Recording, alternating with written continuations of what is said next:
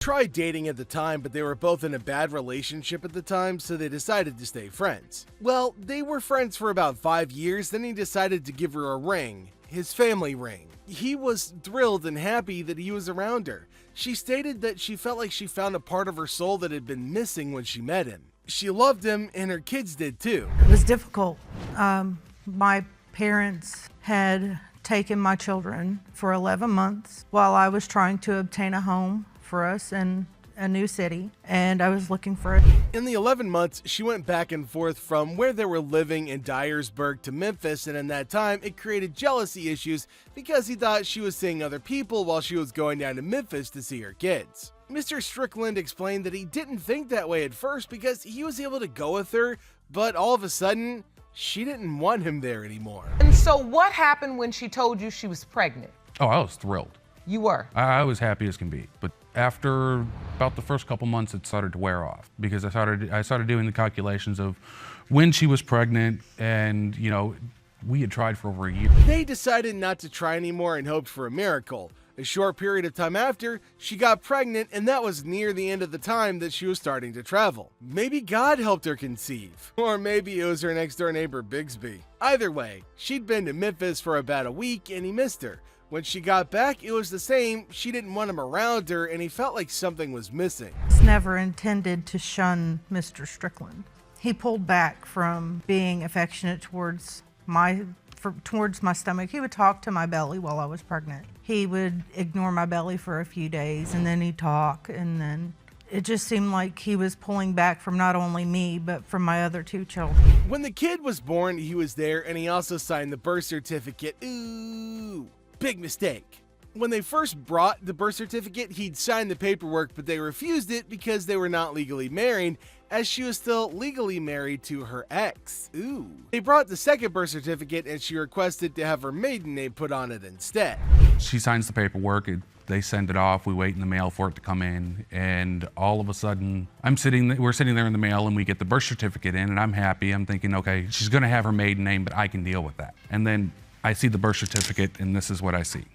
I see that she refused the information. Miss Strickland stated that when she asked what the problem was, she was told his last name couldn't be used because they weren't legally married. The person she was legally married to at the time was presumed to be the father. Well, now that the little bundle of joy is 4 years old, she told the court that she's tried doing something to change her name, but Mr. Strickland disagreed.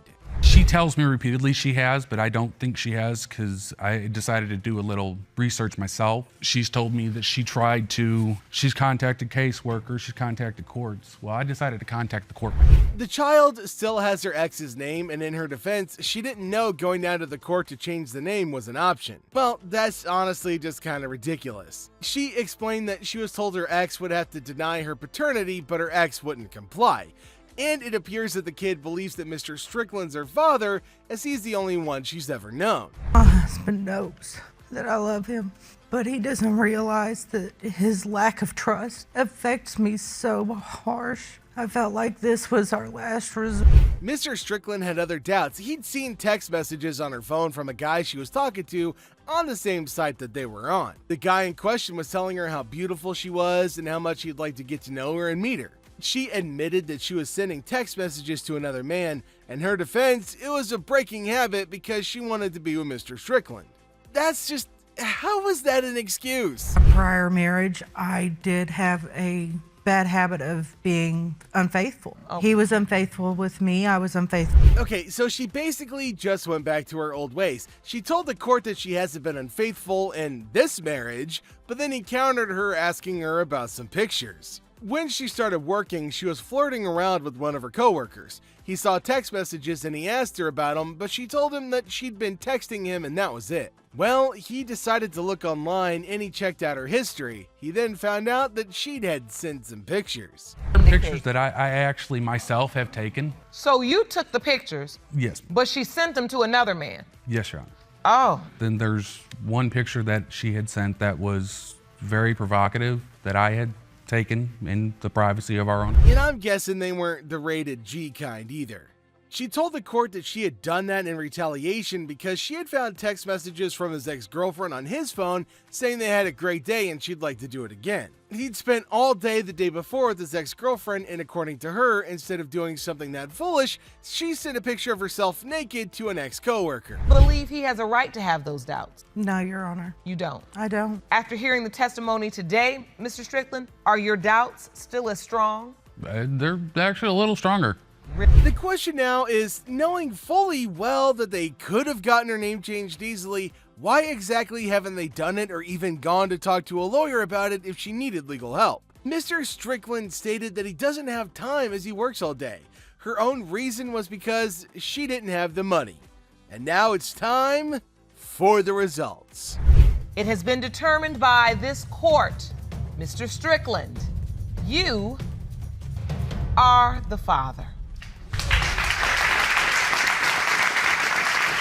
Well, now all they have to do is figure out how to raise her either together or in a marriage or together as co-parents. And this is why IQ tests should be mandatory before people can breed, because it's not fair to the kid. We've got a mother of fraternal twins who believes her husband fathered one twin and her boyfriend fathered the other. You heard that right, folks. She be double dipping. So it appears that she's still married to Mr. Ramey and is also still in a relationship with Mr. Stacy. Mr. Ramey, Yes, Your Honor. you don't believe you fathered either one of your wife's children. Your Honor, I do not. With these twins. They don't resemble my two biological children that I have with Miss Gold. She explained that her husband and boyfriend were working on the bathroom. After they'd gotten the floor put down, her boyfriend went into the room and was playing video games. Mr. Ramey then asked her to come back to the bathroom and told her that they had to talk about the kids. One thing led to another, and wow. I remember the day, Your Honor. I don't really remember it exactly as she told this story, but me and Samantha were married. But do you remember having sex with your Yes. wife in the bathroom? Yes, Your Honor. With her boyfriend in the bedroom playing video games? I don't know what he was doing, Your Honor. I just know that what. Okay, how are they all comfortable being in the same house, and how is she even able to deal with two men? I would really like to know how that whole thing works out. Like, Mr. Stacy heard her and him in the bathroom, he got angry naturally, said he was done, and he walked out, and that gave them time to, get their happy ending. She later went to pick him up on the road after he and his girlfriend had left the house. She brought him back home, apologized, and asked him to stay. How soon after that do you start having sex with Mr. Stacy again? It was that night. Oh, right after you have sex with your husband, you have sex with your boyfriend? Not right after. I mean, it was. So within the span of 24 hours, she slept with her husband twice and her boyfriend once. I can't even keep track of whose sloppy seconds that is at this point. Like, that's just not normal. Why not just, do a whole menage and just get it out of the way already? She told the court that Mr. Stacy understood her relationship with Mr. Ramey. She also stated that when she first met Mr. Stacy, that she made it clear that Mr. Ramey and her children came first over anything. Including in the bathroom? No? Alright, fine. She explained that she was in love with her husband, but because he was with someone else, she started dating Mr. Stacy. I was the first one to find out that I was pregnant, other than my aunt and my uncle. I did not tell nobody else until I told John when he called, and I said, "John, I'm pregnant." And he said, "What do you want me to do?" She told the court that she was told September 17th was the final due date. Then they calculated a window of conception. She mentioned that when she was given the due date, she was also given a paper stating that baby A, which was Richard, was 5 weeks and 2 days old, and Raylyn was 5 weeks and 4 days old. I was 5.5 pregnant. And or so the whatever. timeline pointed directly back to both men because you've been honest, you were intimate with both men on the same day. Yes, ma'am. Mr. Stacy was with her when she gave birth, but he didn't sign the birth certificate because she was legally married to Mr. Ramey. Naturally, she apologized for putting him through this because I'm sure that was really consoling. Although, in all fairness, wow, they both put themselves into this position. Okay, here we go. Here's the kicker, here's the twist. Just when you think it can't get any worse. I was right, I called it. She decided to finally just nip it in the bud and consolidate her dudes and go the route of the double stuffed Oreo. We're talking a menage. I gotta say, in this situation, as always, I feel really bad for the kids. Cause they're gonna see this someday. Heartbreaking that my children are going to have to pay for my mistake. It's not fair to him, and it's not fair to Scotty, and it's definitely not fair to the twins because they didn't ask for their mother to lay on her back. Now, she believes that her husband is Richard's father because Richard has the same birthmark that her son Jonathan has, and he also looked like Jonathan when he was a baby. Mr. Ramey told the court that he believes there's a possibility that he could be the father, but he doesn't believe he is, as he doesn't see any resemblance between him and the babies. So, Mr. Stacy, you believe these are your twins? Yes, Your Honor. Both of them? Both of them. And how do you feel when you see Mr. Ramey holding the twins? It does bother me a little bit. She also stated that she believes that Raylan is Mr. Stacy's because of her mannerism, which is totally an inherited trait and not a learned trait, right? According to her, she's really quiet and laid back, and so is Mr. Stacy. Judge Lauren Lake asked who she'd choose as a partner if it was a perfect world and she could wave a wand. She replied saying she'd be with Mr. Ramey. Your boyfriend is the father of one or both of these twins? No, 100% no, I do not believe that these kids are his. And You weren't in there when that happened, Keisha. I mean, how are you going to say no, it's not? She also doesn't believe that Mr. Stacy is the father of either of the twins. That was kind of an earful. Okay, let's check out the results and move on with life here. But due to the fact that paternal twins could have different biological fathers, the court performed individual paternity tests on the twins. The first result pertains to Raylan. When it comes to 8-month-old Raylan Ramey, it has been determined by this court the biological father is Mr. Stacy. I'm honestly surprised she got that one. So let's move on to the next result and find out if she's right about this one too. When it comes to 8-month-old Richard Ramey, it has been determined by this court the biological father is Mr. Stacy. I mean, at least the kids know who the dad is now, right? But these people are jacked up and got a lot of work to do. Moving on to the next train wreck. Revenge cheating never ends well, but it's good to see them all happy in the end. On to our next case. After being referred to paternity court by couples court with the Cutlers, a woman wants to prove that her husband fathered her daughter. She believes he's holding previous mistakes against her as she had cheated on him in the past. In the beginning of our marriage, he would leave and stay gone sometimes for periods of times. I left for a month. I cheated. He had caught me, actually. Had caught me cheating. In the act? He came back from work one day and there was a car in the parking lot. She interrupted him saying that although it wasn't right, the reason she cheated on him was because she was intentionally trying to hurt him. Holy crap, cause that makes everything better, right?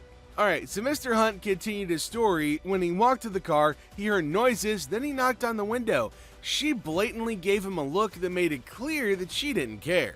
So your wife was having sex with another man in a car out front of your house? Yes.